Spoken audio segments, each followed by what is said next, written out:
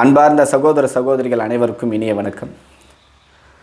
திருமணம் அப்படின்றது ஆயிரங்காலத்து பயிர் அப்படின்னு நம்முடைய மூதோதர்கள் எல்லாம் காலகாலமாக சொல்லிக்கிட்டு இருந்ததை நம்ம காதார கேட்டிருப்போம். ஒரு மனுஷனுடைய வாழ்க்கையை கடைசி காலகட்டம் வரைக்கும் மகிழ்ச்சியாக அவனுக்கான ஒரு வாழ்க்கையை மாற்றுறதே அது திருமண கட்டத்தினுடைய ஒரு மாற்றம் தான். ஒரு ஆணாக இருந்தாலும் சரி, ஒரு பெண்ணாக இருந்தாலும் சரி, திருமணம் என்பது அவங்களுடைய வாழ்க்கைக்கு ஏற்றவாறு ஒரு மகிழ்ச்சியான, அவங்களை புரிந்து கொள்ளக்கூடிய, அவங்களுடைய அன்பை மதிக்கக்கூடிய ஒரு சிறந்த நபர் அமைஞ்சிட்டாங்க அப்படின்னா திருமண வாழ்க்கை அப்படின்றது என்றென்றுமே சொர்க்கமாக நம்முடைய வாழ்க்கை கடைசி காலம் வரைக்கும் கூட்டிகிட்டு போகும். அப்படி ஒவ்வொரு ஆணுக்கும் பெண்ணுக்கும் திருமணம் சார்ந்த வாழ்க்கையின் மீது நிறைய எதிர்பார்ப்புகளும் கற்பனைகளும், அதன் மீது கொண்ட அன்பையும் நிறைய ஆணும் பெண்ணும் அவங்களுடைய வாழ்க்கையில் வரக்கூடிய துணைகள் மீது எதிர்பார்ப்புகளோடு வாழ்ந்துக்கிட்டு இருக்காங்க. அப்படி 600 கோடிக்கு அதிபதியாக இருக்கக்கூடிய கேட்டன் அகர்வால் என்று சொல்லக்கூடிய 26 வயது நிரம்பிய ஒரு இளைஞர், பணக்காரர், கோடீஸ்வரருடைய ஒரு வாரிசு. அவருக்கும் திருமணம் சார்ந்த ஒரு விஷயத்தில் குடும்பத்தாரோடு சேர்ந்து ஒரு பெண்ணை மணமகளாக பேசி முடிவு செய்து அந்த பெண்ணுடைய சம்மதத்தோட நிச்சயதார்த்தமும் நடைபெறுது. அந்த பெண்ணுடைய பேர் ஸ்ரேயா கோஷல் என்று சொல்லக்கூடிய ஒரு பெண். இவர்கள் இருவருக்கும் இரண்டு தரப்பினுடைய குடும்பத்தோடு சேர்ந்து திருமணமும் பேசுகிறாங்க. நிச்சயதார்த்தமும் முடிஞ்சது. மகிழ்ச்சியாக ஃபோட்டோ ஷூட்டெல்லாம் நடக்குது. அந்த பெண்ணினுடைய ஒவ்வொரு நாளும் கிட்டத்தட்ட 2-3 மாதங்கள் அந்த பெண்ணின் மீது இவர் அளப்பரிய காதல் வளருது. ஏன்னா தன்னை திருமணம் செய்து கொள்ளக்கூடிய அந்த பெண்ணுக்காக என்னுடைய வாழ்க்கையை அர்ப்பணிக்கணும் அப்படின்ற ஒரு எண்ணத்தோடு அந்த பெண்ணுக்கு தேவையானதை கேட்குறதுக்கு முன்னாடியே சர்ப்ரைஸாக தினமும் ஒரு புதுவான கிஃப்டாக கொடுத்துட்டு அந்த பெண்ணை சந்தோஷப்படுத்துகிறார். அந்த பெண்ணும் இவர் மீது காதல் கொண்டு மகிழ்ச்சியாக அவரோடு பழகி சிரித்து நிறைய வீடியோ ஃபோட்டோஸோடு சமூக வலைத்தளங்களில் பதிவிடுறாங்க. இப்படி அவங்களுடைய இந்த 2-3 மாத காலங்கள் காதல் வாழ்க்கை மிகவும் மகிழ்ச்சியாக போய்கிட்டே இருக்குது. பிறகு திருமணத்திற்கான ஏற்பாடுகளும் கிட்டத்தட்ட 16 கோடிக்கு திருமணத்தினுடைய ஏற்பாடுகளும் ஒரு பக்கம் நடந்துக்கிட்டே இருக்கும்பொழுது ப்ரீ வெட்டிங் ஷூட்டிங்காக ஒரு மிக உயரமான மலைப்பகுதியில் இருக்கக்கூடிய ஒரு கோட்டைக்கு 2 பேரும் போகிறாங்க. கேட்டன் அகர்வாலும் ஸ்ரேயா கோஷலும் 2 பேரும் போயிட்டு ஃபோட்டோ எடுக்கணும் அப்படின்றதுக்காக போகிறாங்க.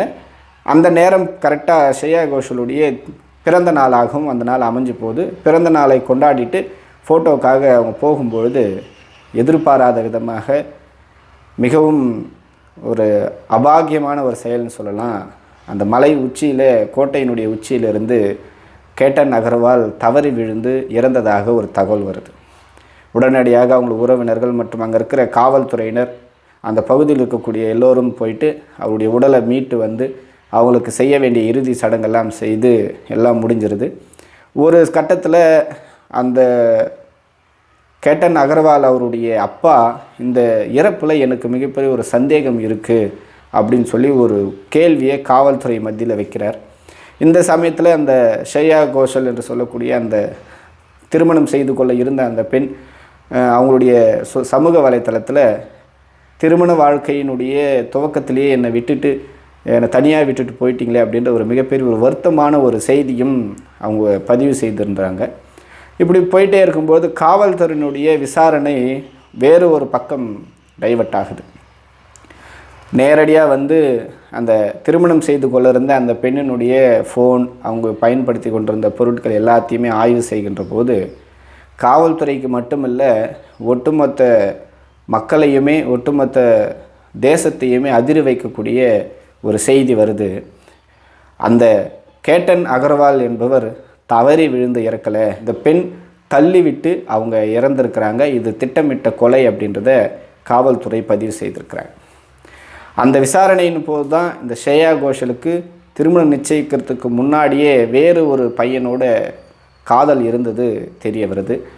அந்த காதலையும் மறைத்து இந்த பையனோடு பொய்யாக பழகி வந்ததும், இவர் மீது காதலிப்பதாக பொய்யாக நடித்து இந்த 2-3 மாத காலங்கள் ஏமாற்றியதும் தெரிய வந்த பிறகு அவங்கள காவல்துறையினர் கைது செய்து சிறையில் அடைச்சிருக்கிறாங்க. இதில் ஒரு வருத்தத்துக்குரிய ஒரு விஷயம் என்ன அப்படின்னா, அந்த பெண்ணை காவல்துறை கைது செய்து அரெஸ்ட் பண்ணது ஒரு பக்கம் இருந்தாலும் அந்த பெண் உயிரோடு இருக்குது, பாதுகாப்பாக இருக்குது. ஆனால் அந்த பெண்ணை காதலித்து அந்த பெண்ணை திருமணம் செய்து கொள்ளணும் அப்படின்னு தன்னுடைய திருமண வாழ்க்கையின் மீது எதிர்பார்ப்போட அந்த பெண்ணை முழுமையாக நம்பினதை தவிர வேறு எந்த தவறுமே செய்யாத 26 வயது கோடீஸ்வர இளைஞன் உயிருக்கு எந்த ஒரு பதிலும் யாராலையும் தர முடியாது. இப்படிப்பட்ட ஒரு கல் நெஞ்சம் கொண்ட ஒரு பெண்ணை அந்த பையன் காதலிச்சான் அப்படின்றதே மிகப்பெரிய ஒரு ஆச்சரியமாக இருக்குது. அந்த வீடியோ, அந்த ஃபோட்டோஸ் எல்லாமே பார்த்தோம் அப்படின்னா துளி கூட சந்தேகமே வராத அளவுக்கு சந்தோஷமாக அவனை காதலிக்கிற மாதிரி அந்த பெண்ணால் நடிக்க முடிஞ்சிருக்குது அப்படின்றது தான் இங்கே மிகப்பெரிய ஒரு ஆச்சரியமான ஒரு விஷயமா இருக்குது. இப்படி இந்த மாதிரி சம்பவம் வந்து சமுதாயத்தில் நடந்துக்கிட்டு இருக்கு. இது நம்ம வெளியே தெரிஞ்சிருக்கு, தெரியாமல் எத்தனையோ விஷயங்கள் நடந்துக்கிட்டு இருக்கு. நம்ம தமிழகம் மட்டும் இல்லாமல் இந்தியா முழுவதும் இருக்கக்கூடிய பல குற்றங்களுக்கு பின்னணியில் இப்படிப்பட்ட ஒரு பெண்கள் இருக்கிறாங்க அப்படின்றது நம்ம தீர்க்கமாக சொல்லவும் முடிகிறது. ஆணுக்கு நிகராக பெண்களும் நிறைய குற்றங்களில் ஈடுபட்டுக்கிட்டு இருக்காங்க அப்படின்றத இங்கே வருத்தத்திற்கு ஒரு விஷயம். ஒரு காலத்தில் ஆண்கள் மீது ஏகப்பட்ட குற்றங்கள், ஏகப்பட்ட பழிகள் சுமத்தப்பட்டிருக்கக்கூடிய அதே சமயம் இப்போது அதற்கு சலிக்காத அளவுக்கு பெண்களும் நிறைய குற்றங்கள் செய்துக்கிட்டே இருக்கிறாங்க. ஆனால் இந்த சட்டங்கள் என்ன நடக்குது அப்படின்னா, ஒரு பெண் அப்படின்ற ஒரே காரணத்தினால சட்டங்கள் தளர்த்தப்படுவது தான் இங்கே மிகப்பெரிய ஒரு வருத்தத்திற்குரிய விஷயமாக இருக்குது. இந்த மாதிரி போக்சோ வழக்கில் கைதாகி நிரபராதின்னு விடுவிக்கப்பட்ட எத்தனையோ ஆண் நபர்களுடைய வாழ்க்கை கேள்விக்குறியாக மாறிக்கிட்டு இருக்கு. எத்தனையோ கொலை குற்றங்களுக்கு பின்புறம் ஒரு பெண்ணினுடைய மிகப்பெரிய உச்சபட்ச அவமரியாதையும், ஒரு பெண் அவருக்கு செய்த அநீதியினுடைய உச்சபட்ச கோபத்தினுடைய வெளிப்பாடாக நிறைய மரணங்கள் இருக்குது. எத்தனையோ சீட்டிங், நம்ப வைத்து ஏமாற்றப்பட்ட வழக்குகள் இருக்குது. காதலிப்பதாக சொல்லி எத்தனையோ ஆண் நபர்களுடைய வாழ்க்கையை, வேலையை, குடும்பத்தை இழந்து நடுத்தருவில் நின்னக்கூடிய ஆண்களுடைய வாழ்க்கை எத்தனையோ இருக்குது. இங்கே அது நிறைய பெண்கள் என்கின்ற ஒரே காரணத்தினால பெரும்பாலும் இந்த குற்றங்கள் பதிவு செய்யப்படாமல், அவர்கள் மீது பெரிய அளவில் நடவடிக்கை இல்லாமல் நிறைய குற்றங்கள் அப்படியே அடுத்தடுத்த கட்டத்துக்கு பரிவர்த்தனை ஆகிட்டே இருக்குது. ஆனால் ஒரு ஆணின் மீது மட்டும் கடுமையான நடவடிக்கைகளும் கடுமையான குற்றப்பழிகளும் சுமத்தப்படுவதற்கு நிறைய பெண்களுடைய மனநிலை தயாராக இருக்குது. அவங்கள நல்லவங்களாக ப்ரொஜெக்ட் பண்ணுற ஒரே காரணத்துக்காக ஒரு ஆணின் மீது எந்த எக்ஸ்ட்ரீம் லெவலுக்கு வேணாலும் பழி போடக்கூடிய அளவுக்கு பெண்களுடைய மனநிலை தற்பொழுது நிறைய மாறிக்கிட்டு இருக்கு. ஆனால் இதையெல்லாம் கடந்தும் நிறைய பெண்கள் மனசாட்சியோடு, நிறைய பெண்கள் மனிதாபிமானத்தோடு, இன்னும் ஒரு நல்ல மனிதர்களோடு வாழ்ந்துக்கிட்டு இருக்கக்கூடிய பெண்களும் இருந்துக்கிட்டு தான் இருக்கிறாங்க. தன்னுடைய கணவனை இறக்கும் தருவாயில் கூட மீட்க போராடி கொண்டு இருக்கக்கூடிய பெண்களும் இந்த சமுதாயத்தில் வாழ்ந்துக்கிட்டு தான் இருக்கிறாங்க. இப்படிப்பட்ட சமுதாயத்தில் இந்த மாதிரி போலியான பெண்களும், போலியான அன்பை காட்டி ஏமாற்றக்கூடிய நபர்களும், அது ஆணாக இருந்தாலும் சரி பெண்ணாக இருந்தாலும் சரி இருந்துக்கிட்டு தான் இருக்கிறாங்க.